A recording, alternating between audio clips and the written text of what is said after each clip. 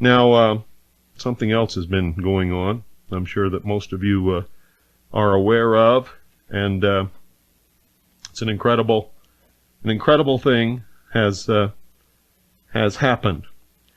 And I guess a couple of weeks ago, maybe 3 weeks ago, I did a broadcast telling you about how I had been contacted by my long lost daughter, and what that meant to me. So stay tuned. I'm going to tell you all about it. See, many years ago, I married a beautiful woman who just knocked me off my feet. In fact, she looked at me across the room and mouthed the words, "Would you save me?" and so I did that, and I'm not sure I saved anything. I mean, we were terribly happy for a long time. And one day, she came home and said that she was in love with another man, and we had a little daughter who was 4 years old at the time. Her name was Jessica. And I loved her dearly. I sang to her. I put her to bed. I gave her baths. I played with her and held her and put her to sleep, and all of those things that fathers do. And when we were split apart, I think that both of us were terribly hurt by that for a long time. And I certainly have missed her terribly. And recently, I went to my computer one night. Well, you've all heard this before, but I'm just going to go through it again just a little bit. And I saw a message that basically said, "Hi, Daddy."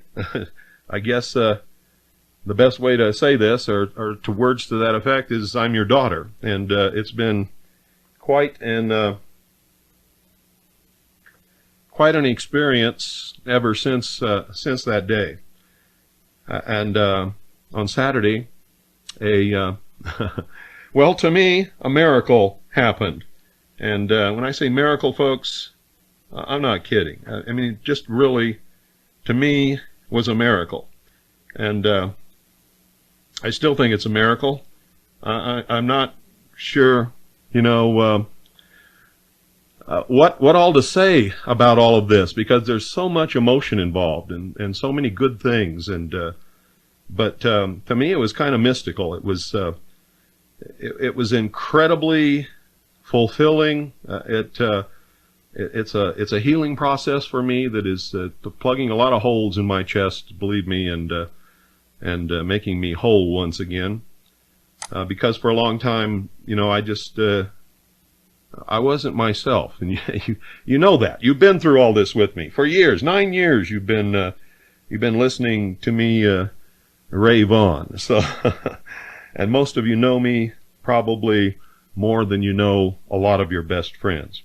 So, Jessica's sitting here beside me, and I'm going to give us both a little breather, because I'm sort of reaching, here. I don't really know what to say, and I don't want to embarrass her, so I don't want to go too much into what I'm feeling and all kinds of things, because she's a little nervous about being on the radio for the first time in her dad's broadcast to boot. So we'll take a little breather here, and then we'll come back and we'll talk to Jessica, and we'll open the phones, and you guys can talk to her also, if you wish. I just feel so good and so happy and so full, just full. I'm just brimming over with love and good feelings. Saturday, I get up real early in the morning, and I began scrubbing floors and scrubbing toilets, and I scrubbed her bathroom until it was so spotless, and just worked my butt off, all the while never really believing that she was going to show up. I don't know what that was. Maybe some kind of defense mechanism or something. I just didn't. It didn't register. Maybe that's what it was. It just didn't register. But nevertheless, I was getting everything ready, and she didn't get here. I was expecting her around noon or 1 o'clock, but Doyle and Jesse had problems hooking up at the airport, and So she didn't get here until around 4. And when the truck pulled up, I mean, it just pulled up and stopped, and Doyle parked in a different place than he's ever parked before. And so I couldn't see who was in the truck. In fact, I couldn't see if there was anybody in the truck at all. And nobody got out. The doors didn't open for a long time.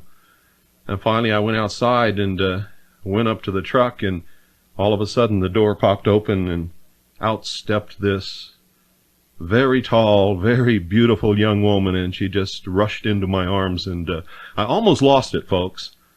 I don't think I've ever felt such emotion in my life. And it was a great strain to keep from just turning into a big blubbering idiot, and I didn't, thank God. But boy, some tears were streaming down my face for a couple of minutes. You know, like when you see a good movie and it's a wonderful ending and you get tears in your eyes. Well, that's about what happened. But the storm that was raging inside me was way beyond what was showing on the outside, I can assure you. So I want to introduce you now to my daughter, Jessica. Welcome to the Hour of the Time. Hi. Hi. I don't think she really knows what to say. She's a little embarrassed being on the broadcast.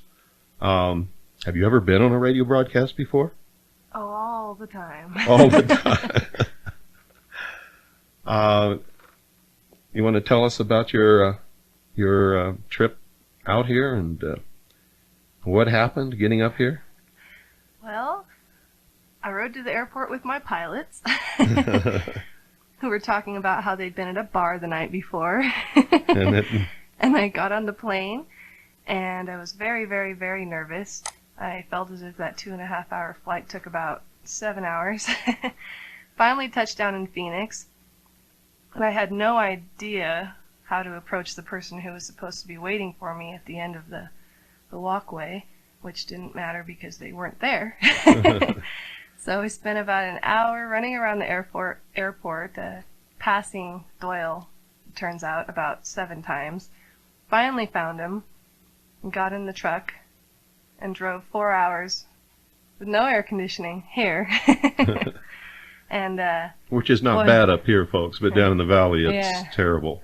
But it was the best trip of my whole life because I saw my daddy for the first time that I can remember. Wow. And got the biggest, best hug I've ever had. Yeah, that's true. I mean, that was a wonderful hug. Just absolutely incredible. And now, you know, to spare us any more of this torture, I'm going to open the phones at 520-333-4578, and if you'd like to call in and talk to Jessie, that's what she likes to be called, or Jessica, if you wish, or Jess. Whatever. She's I'll give you a little picture of her. She's 5'9". She's beautiful. Just absolutely. She's built like a, well, he's lying. I won't say that.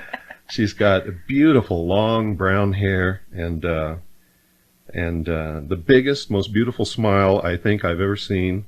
Well, that's not true because it's her mother's smile, to tell you the truth, but it's also very much her own. Jess, I'd like to ask you, have you read your father's book, Behold the Pale Horse? I've started to, but I've kind of had a whirlwind of things going on since I found him, which is shortly after I found him I received the book, so I haven't really had time to read the whole thing. Well, listen, congratulations to the both of you, and God bless you, and I'm going to get off and let other people call in. Okay, thanks for calling. Thank you. You know, it's funny. Jessie had never seen my book until I sent her a copy after she contacted me. And there's a story that's really incredible about that. Thank you very much. Jess, you want to describe what it felt like driving up here and what you saw and what it looks like? And well, for me, I noticed everything because I live in Oregon and it's completely different. I mean, there were cactus and all sorts of stuff going through the mini Grand Canyon on the way here. And then when we started to drive up through Eager, which is what it sounds like this guy wants to know about, I was absolutely awestruck by how small this town is.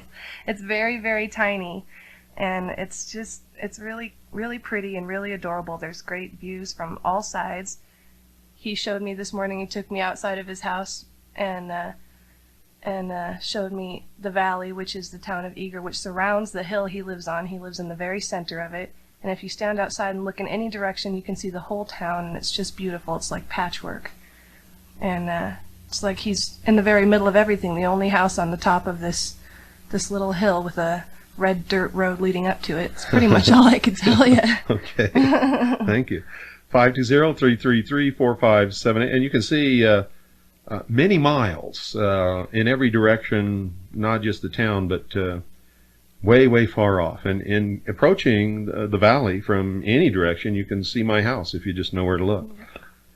And we can see you coming.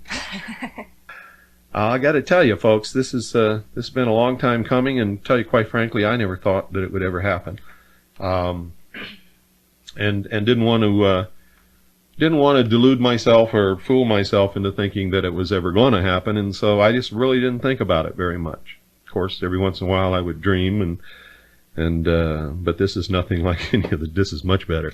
Good evening, you're on the air. Good evening, Mr. Cooper and Jessica. Captain Audio. I recognize this voice. Yes, it is. I wish to congratulate you both for your reunion, for I had one myself when I was 30 years old, and it was a most astounding and startling part of my life that continues to grow 12 years later. And I just wish you both the very best. And time is not lost. Time is not lost. I wish for you both to take up where you left off and move forward. And you have my blessings. Well, thank you. Yes, sir. Thank you very much. Thank you, ma'am. Good morning. I'm not sure I know how to pick up where we left off, because if I did that, I'd be changing her diaper tonight. And I got to tell you, she doesn't wear diapers anymore. You'll figure it out. It will be fine. I was 31 years old when I pulled up to the front of my mother's house, and there was a 5-foot-tall panda bear painted on, what would that be called? So she still pressboard. She still remembered you as a little boy, and that's exactly the way I remembered Jessica. I remembered her as a little girl until she stepped out of that pickup truck, and then you can look at pictures all you want to, but it doesn't mean anything until you see the person. Absolutely. In my mind, she was always that beautiful little girl. Absolutely. And she still is my little girl. I don't care how big she gets. She'll always be my little girl. My blessings upon you both. I'll allow someone else to come on. Well, thank you. Good night to both. Thanks for calling. Yes, sir. Ma'am. You know, folks, one of my hallmarks over the years is my confidence on the air and my ability to educate you and know what I'm talking about and be able to reference sources and facts and documents and all that kind of thing. And I got to tell you, tonight I just don't feel that way at all. I feel totally lost. I know if Jessica were not here, I would have that confidence and I'd be able to talk about everything that's happened. But I wanted her to share this broadcast, as she so rightfully should. Good evening, you're on the air. Good evening, Mr. Cooper. Uh-huh. I'd just like to say I've been through something very similar as to what you went through and your daughter went through. Uh-huh. And I've recently,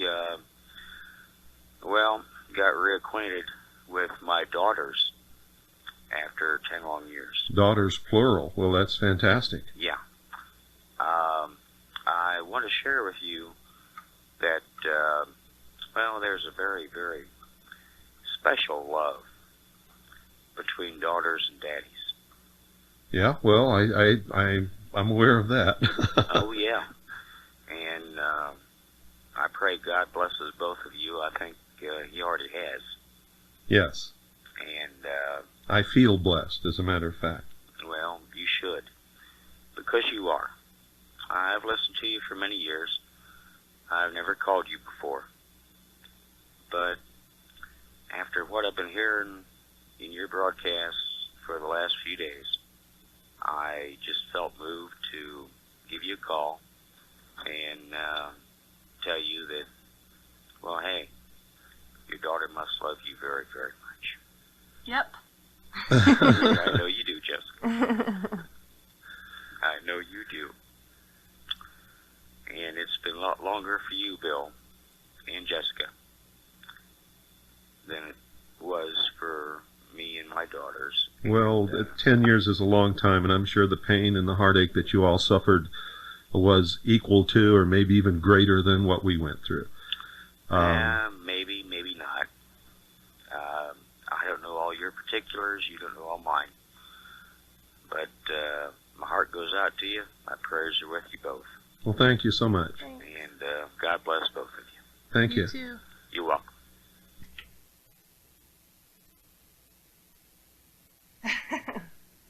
Five 520-333-4578 is the number, and we're waiting here for your call.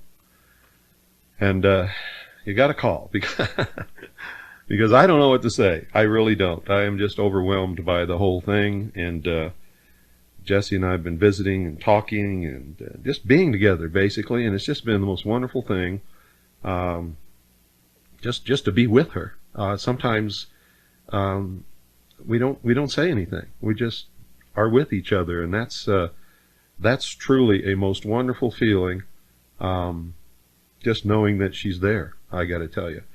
And I've had this overwhelming urge. I want to tell you about this because unless you're a father, you'll never understand it. And but every father that I've ever known, including me, with all of my children, I have always had this tremendous enjoyment watching them sleep. There's such a peacefulness and innocence when children sleep. And I know she's not a child anymore, but in my mind, she still is. So, I'm sort of struggling with that, but I'll get over it. Good evening. Wanted to ask, how is Crusher adopting to this? Well, when he first saw her, he does what he does. Yes. He saw her with me, and she was a stranger, and he wanted to kill her. Tell you quite frankly, he saw her as a threat, and but he, now he sees her, and he may bark a couple of times, then he stops and he looks at her and he wags his tail, which means he's not in that protective mode anymore, but Right. he still is a big dog, and he barks and stuff like that. And I've told her, just talk to him every time you go outside, and go as close as you can without getting close enough where he could bite you, and just talk to him, and that's working. And she's only been here since Saturday, and it's working real quick. So he senses some kind of special relationship, because he just doesn't do that. Yeah. I mean, if he doesn't know you, he's never going to accept you. But animals have this incredible ability to sense things. And so Crusher is sensing that she's not really an enemy, but he hasn't quite decided what to do about that. Yeah, I can imagine that. Well, my wife and I, we want to congratulate the both of you, and we look forward to hearing both of you more and more. Well, thank you. But, Well, she's only going to be here for 2 weeks. Well, But that's 2 weeks worth. Okay. Okay, we're going to say goodnight. Okay, thanks, Bob. Okay, bye-bye. Bye-bye. 520-333-4578 is the number. This is the hour of the time. I'm William Cooper, the most dangerous radio host in America. You'd never know it tonight. I can tell you that right now. And my daughter Jessica is by my side. And, all you single guys out there, don't you come near her. I have a boyfriend named Jed who I love. Yes, she does. And she's really smart. This is most 20-year-olds that you run into are sort of airheaded. Well, Jessica's not at all. She's a very intelligent young woman, and she's very smart. And I was kind of surprised at that because I didn't know what to expect in that regard. And I don't know if it's genetics or the schools she went to or just the fact that she decided she didn't want to fit into that other category. But I understand she's got quite a circle of young friends who are just as intelligent and just as smart as she is, and so that helps. There really is. You hear this thing about birds of a feather flock together, and you think if somebody associates you with a certain trait or whatever because you hang out with a certain group of people, well, folks, it's really true. I mean, if you usually hang out with people just like you. People tend to gravitate toward people who are of like mind and of like activities and like philosophies and politics and all of that kind of thing. So, good evening. You're on the air. Yeah, hi, Mr. Cooper. This is Virginia. Hi. I just wanted to say hi to Jessica and welcome. Thank you. We are really happy that you have come into your daddy's life again. Me too. Hello? Hello. Oh, I can hardly hear you. Okay. I just wanted to make one comment to you, Jessica. Anything negative you ever hear about your dad, don't believe it. Because he's one of the most wonderful people we have in this country, possibly in the world. And you are so fortunate to have a father like he is. Thank you, I know. Well, we are just delighted to hear you on the air with your daddy. Me too. Thank you, Virginia. Okay, I'll let you go. Thank you. Thank you very much. Bye-bye.